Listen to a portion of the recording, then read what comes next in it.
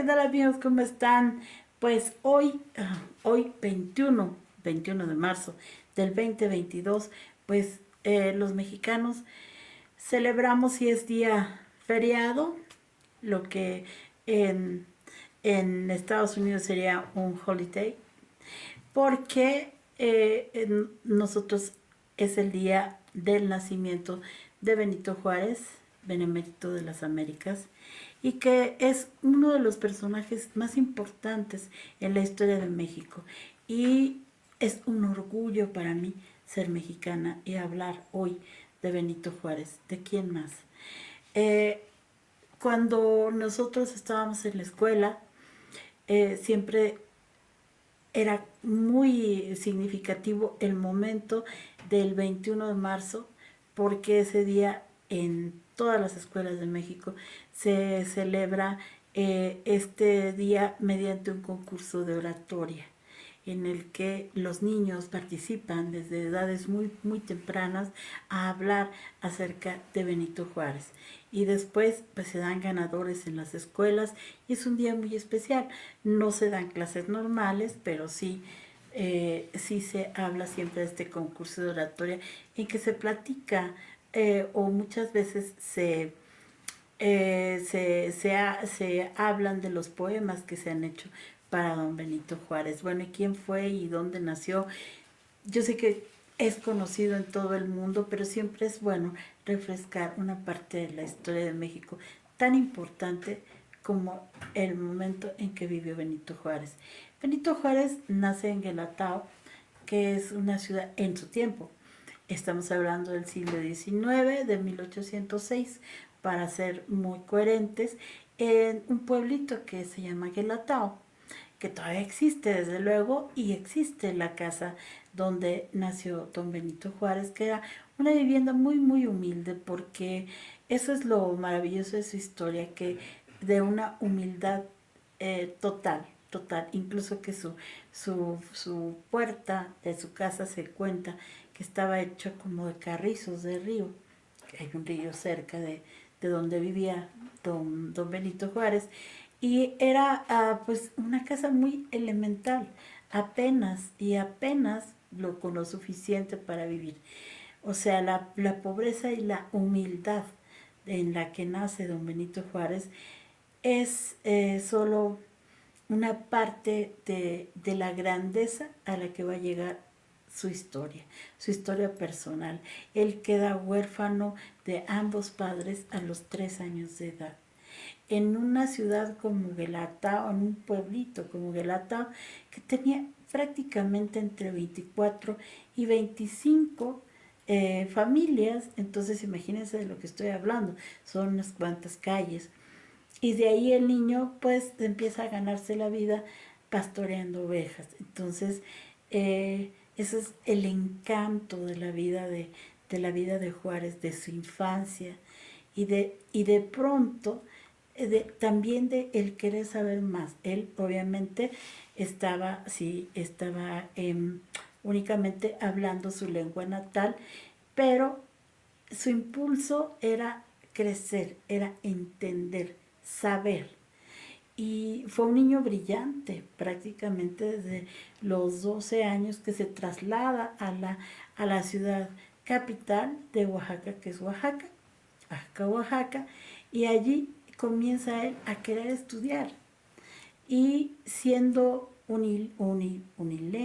sea, unilingüe, que solamente manejaba su lengua natal, él empieza a tratar de comprender el español.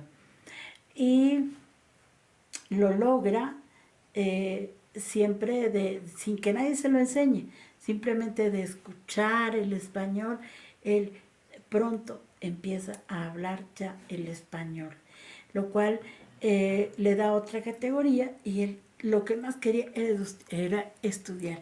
Y ese amor al estudio lo lleva precisamente al liceo de Oaxaca, de artes en Oaxaca, y ahí es donde él comienza digamos que su aprendizaje ya formal acerca de las leyes, porque siempre le atrajo la idea de su patria, eh, y lo llevó no solamente como una idea, sino lo llevó a una realidad. Entonces, Juárez es un héroe victorioso. Creo que eso es lo que más nos atrae de la historia de Juárez, que nunca fue un héroe que perdiera una batalla. Eh, y esto tiene que ver con su personalidad, porque en el liceo ya de Oaxaca, de Artes y Ciencias de Oaxaca, él comienza a estudiar su carrera para licenciado en leyes. Entonces, imagínense ustedes qué tramo de estar viviendo en la ciudad de Guelatao, donde hay 24, 25 familias, a irte a la ciudad de Oaxaca solo, siendo prácticamente un niño, con la idea de estudiar y estudiar, y con todos los problemas de la época, ¿verdad? Porque implicaban incluso en los estudios que estaban totalmente manejados por el clero y que estaban también divididos por el clero y que siempre se hacía la presencia de que, bueno, tú eres de raza indígena, tú eres mestizo, todavía esos colofones un poco de las leyes de Indias y de la colonia permanecen en 1800, o sea, ya en el siglo XIX. Y le toca vivirlos a Juárez y superarlos a Benito, porque Benito se vuelve el estudiante más importante del liceo y no solo después pasa de ser el estudiante más importante, sino a uno de los profesores más importantes en el liceo. Entonces, esto es como a grandes trozos la vida de don Benito, que realmente ha inspirado a muchísimas generaciones y a muchos niños. Por eso es importante que nosotros, los mexicanos, sigamos este proceso de admirar a nuestro héroe Juárez y contar esta historia del indito, que llega a ser presidente. Porque es seguir inspirando a nuestras nuevas generaciones y seguir hablando de que la construcción de la patria es posible aunque vengas de los estrados más humildes y sencillos de nuestra sociedad, tal como es el caso de don Benito Juárez, que para este momento de la historia que les estoy contando, prácticamente que su llegada a Oaxaca, pues él es acogido por la familia Maza y posteriormente se va a casar con doña Margarita Maza de Juárez, que era una mujer de la cual se enamoró y él siempre estuvo a su lado y permanecen juntos durante toda su vida hasta la muerte de don Benito. ¿Y qué es lo que pasa después? Bueno, que los ascensos políticos, todos van siendo en orden cronológico, con una gran precisión de acuerdo a la estructura política de la época. Es decir, él pasa de ser el mejor alumno a después ser el mejor maestro.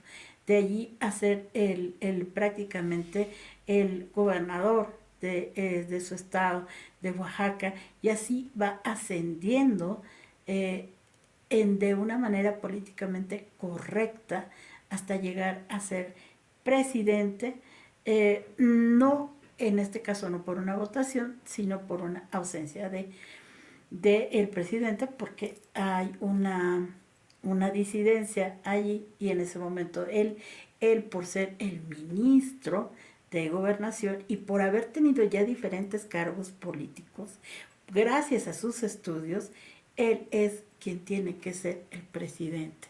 Entonces es un presidente que desde el momento en que llega al momento más alto de su carrera política, que es la presidencia mexicana, también se va a encontrar con un momento histórico de más problemas y compromisos de esta nación. ¿Y qué es lo que toma muchísimas de las ideas de la Revolución Francesa? Acuérdense, a ver, vamos a ponernos un poco en contexto. Estamos hablando del siglo XIX, 1840 y pico, 49, y hay que recordar que estamos muy pegados a la Revolución Francesa, que inicia con la toma de la Bastilla en 1789 y que va a transcurrir varios años para que esta, que es la primera revolución burguesa en el mundo, sea consolidada. Entonces hablamos de 1879 aproximadamente de entre 20 y 25 años posteriormente a que la Constitución sea la Constitución europea, concretamente la francesa, sea un hecho. ¿Qué es lo que pasa en este tiempo? Que al darse este hecho, que es un hecho de guerra, un hecho de violencia, porque finalmente había que terminar con la corte de los Luises, y esto pues implica decapitaciones y terminar con esta dinastía, que es prácticamente el reinado en Francia, para poder entrar a una república, se generan una serie de ideas y de ideólogos importantísimos como son Juan Jacobo Rousseau, que obviamente es uno de los más importantes ideólogos y que son leídos en este México del siglo XIX y que van a alimentar la personalidad de don Benito Juárez, porque va a tomar las ideas revolucionarias pero también todo el contexto de el ideólogo político de estos años, que son franceses, Montesquieu, Rousseau, y bueno, en fin, son todos los ideólogos de la Revolución Francesa, que son importantísimas sus ideas republicanas. Entonces Juárez se encuentra en un momento terrible porque aparte de que él ha llegado a la presidencia, en ese momento tenemos dos invasiones. Hay que recordar la historia de México. Dos invasiones que combate Juárez, porque no solamente es un hombre de pluma y es realmente un licenciado en leyes, como sí lo fue, sino que aparte es un gran director estratégico y técnico en cuanto a las batallas en las que Juárez va llevando la batuta. Entonces, imagínense toda la ideología que él trae, los conceptos de modernidad de la República, y entonces es donde él lanza las primeras ideas libertarias republicanas en México, que era un país lleno de conservadores, en donde aceptan que llegue otra vez la corte austriaca, pues, austriaca por Maximiliano de Habsburgo, pero que viene realmente representando al gobierno francés. Entonces, nuevamente aquí empieza el afrancesamiento de México, la corte que no tiene nada que ver con la disciplina de una democracia, que es lo que propone Juárez, una república y luego la democracia. Entonces, él siendo presidente de México tiene que combatir a Maximiliano y a Carlota, que llegan con intereses, obviamente, que son totalmente conservadores y totalmente, podríamos hablar de una corte, ¿no? Que son ideas antagónicas totalmente. Y esto es uno de los grandes valores de Juárez, el que siempre fue un hombre de guerra, porque aparte de eso también tiene la invasión norteamericana y las dos las gana, tanto la invasión francesa como la norteamericana. Entonces tenemos un hombre que es un hombre con grandes ideas, con grandes pensamientos, pero también es un hombre de acción. Y es aquí donde, después de la batalla de Puebla, Juárez decide que va a llevar su presidencia de la República Mexicana en su famosísimo carruaje, que está en el castillo de Chapultepec, está el carruaje de Juárez, aunque hay réplicas, y que es sencillo, austero, como su propuesta republicana. Y es aquí donde la política y la idea, la vestimenta del político toman una coherencia absoluta, porque Juárez se vestía totalmente adusto, igual que Margarita, Maza de Juárez, en contrario, en opuesto a todo lo que nos quería traer de Francia Maximiliano y Carlota, el Palacio de Chapultepec y todo este gran imperialismo que nos tratan de imponer. Y contrario a eso, vemos a un Juárez austero, al cual solo se le sacan y se le conocen 11 fotografías, 11 pictures, 11 fotografías que se le tomaron a Benito Juárez a lo largo de toda su vida y que han sido las que han inspirado y con las que conocemos los rasgos evidentemente indígenas y adorados por el pueblo mexicano de don Benito Juárez. Entonces, es un vencedor de 2 batallas, pero le tocaba otra. Y esto es la iglesia. La iglesia, acuérdense que desde 1527, que es realmente la invasión de los y la conquista de España, esto trae y viene a causa porque también llega la iglesia española y la evangelización, que es una evangelización brutal la que ocurre en el pueblo mexicano y de donde sale la raza mestiza. Entonces la iglesia va teniendo poder y más poder y más poder, y el poder que de la iglesia se genera de 2 maneras: en los oros que acumula, es decir, en el dinero que va acumulando, pero también acumula haciendas y acumula tierras. Entonces, en la Constitución de 1957, que obviamente es presidida por el presidente Juárez, de 1857 dije, ¿verdad? No vaya yo a hacer bolas. Y si no pido disculpas, corrijo, si es que me equivoqué. Si no, no hay problema. En la Constitución de 1857, que prácticamente Juárez preside, está considerándose también las leyes de reforma. ¿Y cuál es de las leyes más importantes que dicta Benito Juárez? Bueno, pues es que él, cuando observa el territorio mexicano, también observa lo que se conoce como los bienes de manos muertas.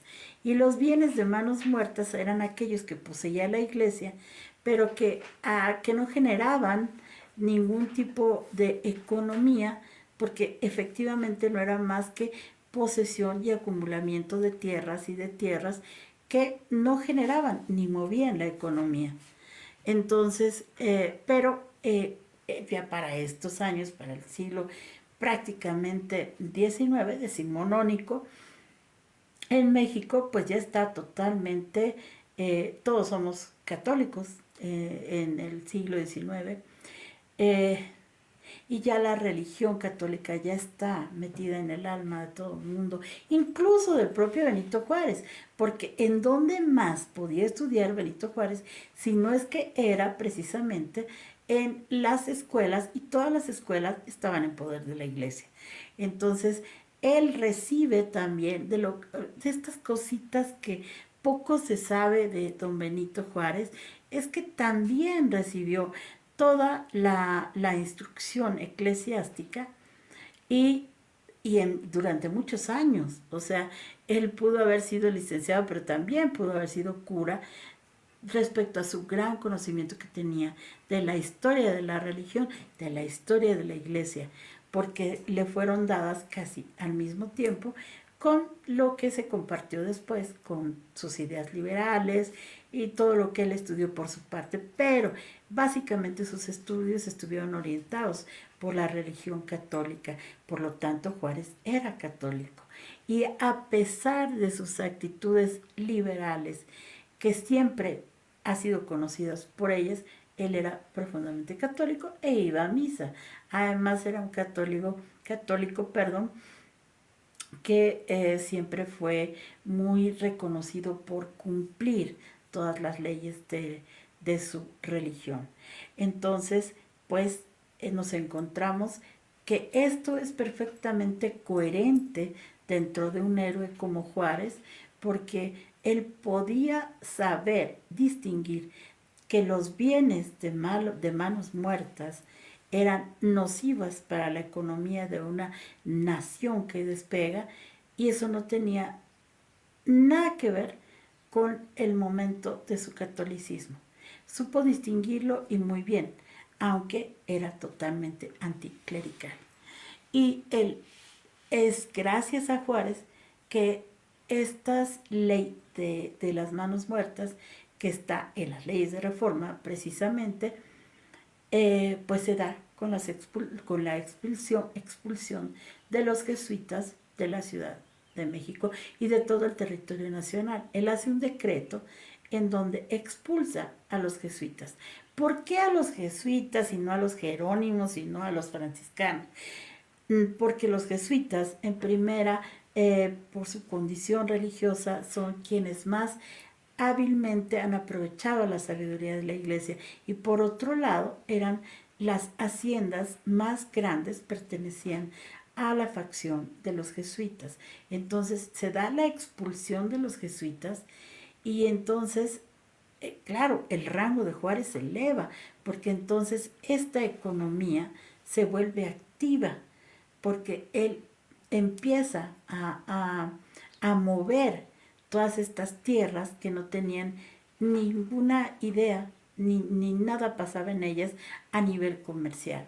Entonces, pues sí, está la expulsión de los jesuitas, pero también está la desamortización de los bienes eclesiásticos, me costó trabajo la palabra, oigan, de los bienes eclesiásticos, pero para que darle movimiento a esta nación, generar una economía. Entonces, sí, Juárez es muy conocido por su anticlerical, bueno, que era anticlerical, ay Dios, hoy no es mi día, bueno, anticlerical. Y también es muy conocido porque supo llevar también una actitud católica y respetar sus bases de catolicismo, pero definitivamente jamás las pudo mezclar, ni por, nunca dudó en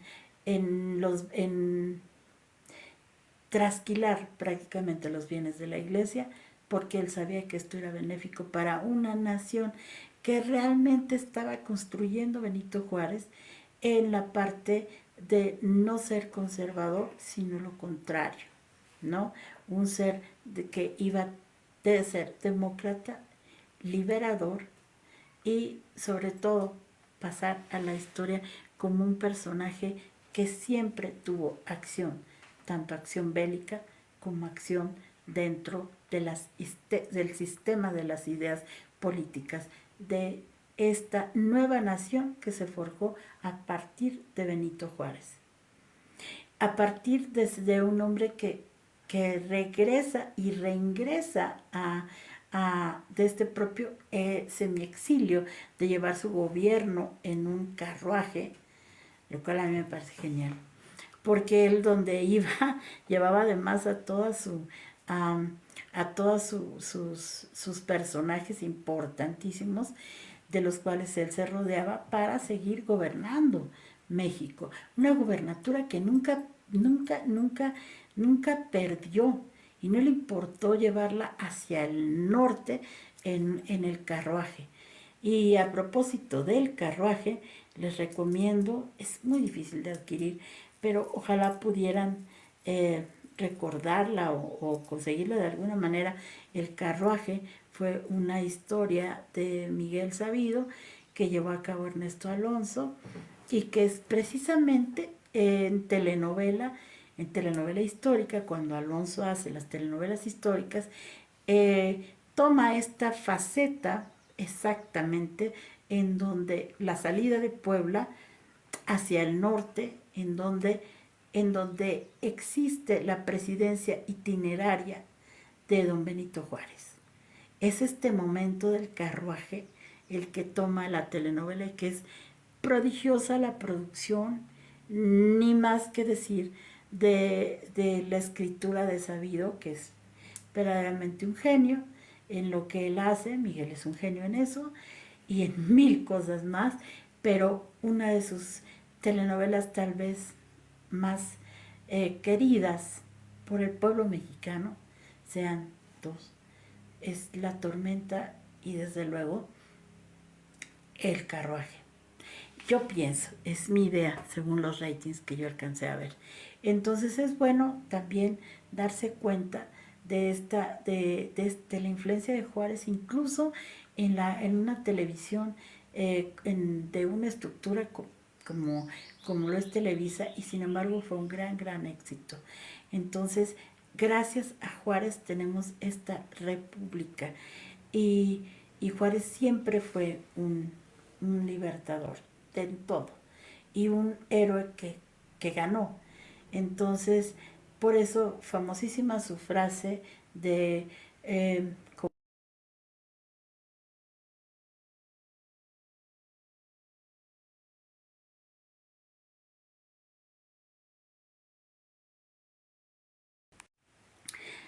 y hoy 21 de marzo del 2022, en este prácticamente nuestro siglo XXI, volvemos a recordar aquel siglo XIX, aquella figura del indito, del presidente, y todos los dichos que hay alrededor de Juárez. Porque se dicen muchas cosas ahora, aún en estos momentos, en relación a Benito Juárez. Dicen, a mí me haces lo que el viento a Juárez. ¿Y saben por qué dicen, a mí me haces lo que el viento a Juárez?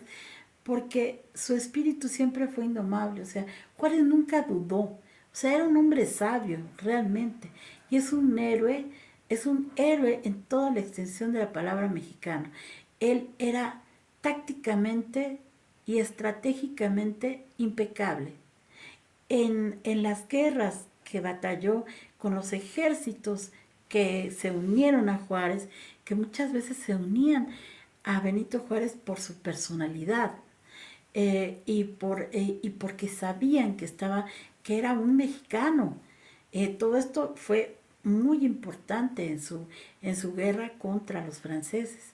Entonces, esta firmeza de carácter es lo que trae el dicho de, pues a mí me haces lo que el viento a Juárez, nada. Y eso hoy lo quiero traer a colación, porque también hay muchas cosas que nos recuerdan y siempre recordarán a Juárez. El hemiciclo, la famosísima estatua de su tumba, que está en la tumba, que es una estatua de su muerte, en brazos de su esposa, que es algo tallado en mármol, maravillosa, y también la inspiración posterior de Juárez para los grandes pintores, ¿no? Siempre dentro de los grandes pintores y los muralistas mexicanos está la presencia de Juárez. En el caso, en el caso preciso así, de Diego Rivera, que era un gran admirador de Juárez, porque pues sabemos que Rivera, pues, al igual que Frida, pues fueron los formadores del Partido Comunista Mexicano. Digo, eso creo que todo el mundo lo sabe, y por lo tanto admiraba precisamente esta facción anticlerical de Benito. Y él hace un enorme mural que se llama Paseo en la Alameda, que es en donde pasa y transcurre toda la historia de México en la pintura de Diego Rivera. Y hay un énfasis especial en proporción de todos los héroes, sobresale Juárez en proporción y medida y altura, y tiene en sus manos dos cosas: la Constitución de 1857 y las leyes de reforma. Y con eso le da a Juárez esta grandeza histórica que tiene su nombre y que tiene todo en él, en esta pintura que es famosísima, que se llama Paseo en la Alameda, en donde Diego Rivera nos describe prácticamente toda la historia de México, la que él llegó a conocer, y en donde Juárez tiene un lugar preponderante. Entonces les digo, Juárez ha sido inspiración de muchas cosas, de poemas, de pinturas, de grandes pintores como Diego. O sea, no hay quien no haya pintado a este Juárez en algún lugar. Y está como corazón de nuestra Alameda también en el hemiciclo a Juárez. Y Juárez siempre está entre nosotros, así que también apellidarse Juárez es un orgullo. Y es un orgullo que muchos mexicanos tenemos. Así es que, pues, hablar de don Benito Juárez era necesario el día de hoy. Aunque me haya excedido un poco en el tiempo, yo lo entiendo, pero hay personajes tan ilustres que se merecen este video y mucho más. Incluso hasta juegos infantiles están basados en la figura de Juárez. Cantos, que